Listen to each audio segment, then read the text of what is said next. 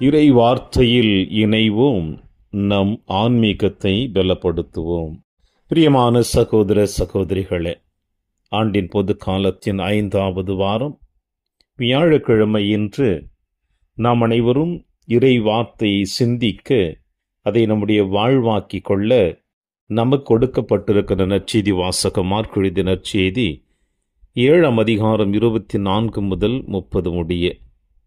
இன்றைய நற்செய்தி வாசகம் நம் ஒவ்வொருவருடைய ஆன்மீக சிந்தனைக்கு இன்னும் ஒரு உந்து சக்தியை கொடுப்பதாக நாம் காண முடிகிறது.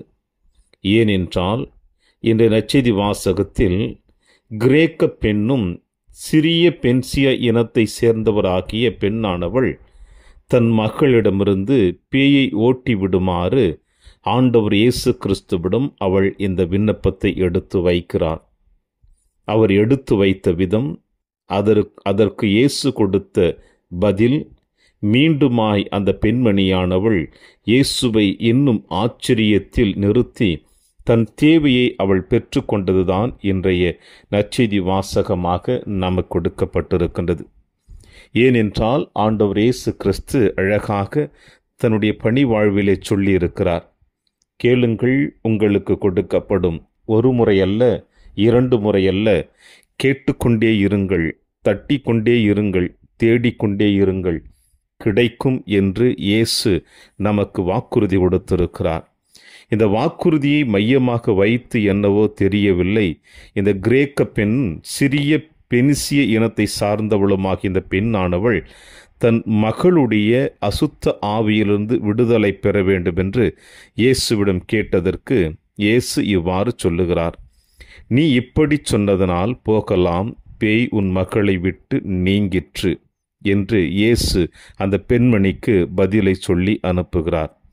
பிரியமான அன்பின் சகோதர சகோதரிகளே, ஆண்டவர் இயேசு கிறிஸ்துனுடைய பணி வாழ்விலே இப்படிப்பட்ட ஒரு அற்புதமான நிகழ்வு இந்த பெண்ணுக்கு மட்டுமல்ல, இயேசுனுடைய பணி வாழ்விலே 2 புற இனத்து மக்களுக்கு நடந்த நிகழ்வாக நாம் காணுகிறோம். அதாவது, நூற்றுவர் தலைவன் தன்னுடைய மகனுக்காக போராடுகின்ற பொழுது இயேசு நான் வருகிறேன் என்று சொன்னாலும், அங்கே இந்த நூற்றுவர் தலைவனுடைய விசுவாசத்தை கண்டு அவனுக்கு சொல்லுகின்ற வார்த்தை, உன் மகன் குணம் பெறுவான் என்று.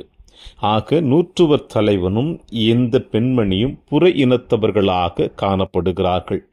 இது எதை குறிக்கிறது என்றால், ஆண்டவர் இயேசு கிறிஸ்துவனுடைய பணி வாழ்வு என்பது யூத மக்கள், யூத சமுதாயம் எப்படி மீட்பு எங்களுக்கு மட்டும்தான், வானுலக வாழ்வு எங்களுக்கு மட்டும்தான், நாங்கள் தந்தை கடவுளுடைய மக்கள் என்று அவர்கள் தலை நிமிர்ந்து வாழ்ந்து கொண்டிருந்தார்களோ, அதை முழுவதுமாக மாற்றி ஆண்டவர் இயேசு கிறிஸ்து மீட்பு என்பது அவர் சாயலாக படைக்கப்பட்ட எல்லோருக்குமே இருக்கும் என்பதை ஒரு வெள்ளோட்டமாக, ஒரு முன்னோட்டமாக காட்டுகின்ற நிகழ்வுதான் இந்த புதுமையாக நாம் காண முடிகிறது.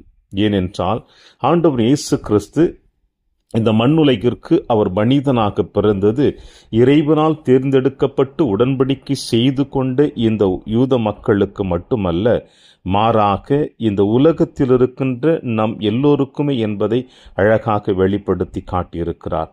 எனவேதான் இந்த பெண்ணானவள் ஆண்டவர் இயேசு கிறிஸ்து கேட்கின்ற பொழுது, பிள்ளைகளுக்குரிய உணவை எடுத்து நாய்க்குட்டிகளுக்கு போடுவது முறையல்ல என்று சொல்லுகின்ற பொழுது, ஆம் ஆண்டவரே, அந்த மேஜையிலிருந்து கீழே விழுகின்ற ரொட்டி துண்டுகளை நாய்க்குட்டிகள் தின்னுமே என்று இயேசுவையே இந்த பெண்மணியானவள் தன்னுடைய அந்த ஈர்ப்பு கவனத்திற்கு அழைத்து விட்டாள். எப்படி நூற்றுவர் தலைவன் சொன்னானோ, ஆண்டவரே, நீர் எழுந்தருளி வர, என் இல்லத்திற்கு எழுந்தருளி வர நான் தகுதியற்றவன், இங்கிருந்து ஒரே ஒரு வார்த்தை மட்டும் சொன்னால் போதும், என் மகன் குணம் பெறுவான், என் ஊழியன் குணம் பெறுவான் என்று சொன்னது போல, இதோ இந்த பெண்மணியானவளும் மேசையிலிருந்து கீழே விழுகின்ற தொட்டி துண்டுகளை நாய்க்குட்டிகள் உண்ணுமே என்று இங்கே ஆண்டவர் இயேசு கிறிஸ்துவை சென்று வியப்பில் ஆழக்கூடிய அளவிற்கு இந்த பெண்மணியானவள் தன் விசுவாசத்தை வெளிப்படுத்தி இருக்கிறார்.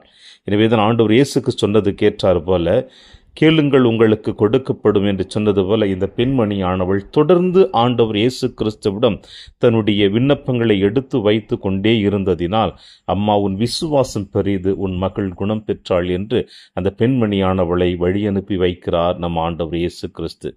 பிரியமான அன்பின் சகோதர சகோதரிகளே, இப்படிப்பட்ட அற்புதமான புதுமையினை இன்று நாம் கவனமுடன் கேட்கின்ற பொழுது நம்முடைய வாழ்வில் இருக்கின்ற எப்படிப்பட்ட சிந்தனைகளை நாம் மாற்றிக்கொள்ள வேண்டும் என்று இயேசு அழைப்பு கொடுக்கிறார். நாம் கேட்டவுடனே கிடைக்குமா அல்லது கேட்டுக்கொண்டே இருக்க வேண்டுமா என்று நினைக்கின்ற பொழுது கேட்டுக்கொண்டே இருக்க வேண்டும். இரண்டாவது, நம் உள்ளத்தின் ஆழத்தில் இருக்கின்ற தாழ்வு மனப்பான்மைகளை உடைத்தெறிந்துவிட்டு கடவுள் ஒருவரே நம் தேவைகளை நிறைவேற்றக்கூடியவர், அவரிடம் நாம் கேட்கின்ற பொழுது எல்லாம் நமக்கு நிறைவேற்றப்படும் என்ற ஆழமான நம்பிக்கை விசுவாசம் நமக்கு இருக்க வேண்டும். அப்பொழுதுதான் அனைத்திலும் நம்மால் வெற்றி காண முடியும் என்பதைத்தான் இன்றைய நாள் நமக்கு தெளிவாக விளக்கமாக சொல்லுகிறது.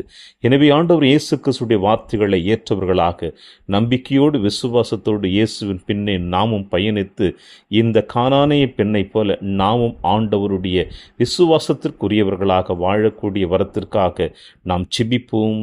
இறையாசீர் என்றும் உங்களோடு.